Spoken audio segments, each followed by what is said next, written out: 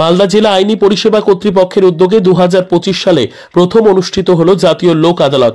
মালদা জেলা আদালতে শনিবার সকাল 10টা থেকে শুরু হয় বিভিন্ন মামলার নিষ্পত্তি প্রক্রিয়া।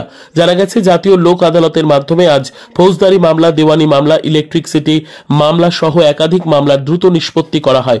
মোট 10,678টি মামলা রয়েছে। মোট 11টি বেঞ্চ বসেছিল। 2025 সালের প্রথম ন্যাশনাল লোক আদালত এটা।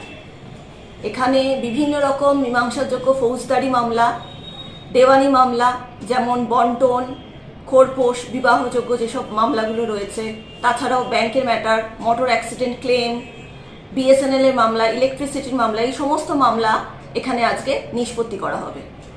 কতগুলো করা হবে ম্যাডাম আজকে মোটামুটি? আমাদের রেফারেল হচ্ছে প্রি লিটিগেশন, মানে মামলার পূর্ববর্তী যে সমস্যাগুলো, সেগুলো হচ্ছে 9,434টি আমাদের রেফার করা হয়েছে এবং পেন্ডিং মামলা আমাদের এখানে 1244টি রেফার করা হয়েছে। মোট আমাদের সংখ্যা হচ্ছে 10,678টি।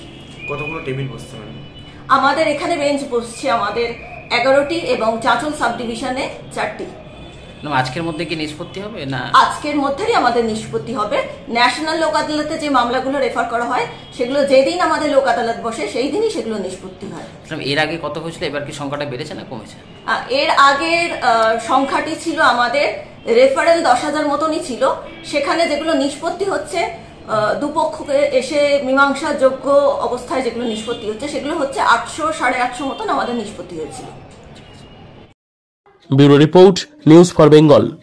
This channel does not promote or encourage any illegal activities. All contents provided by this channel is meant for educational purpose only.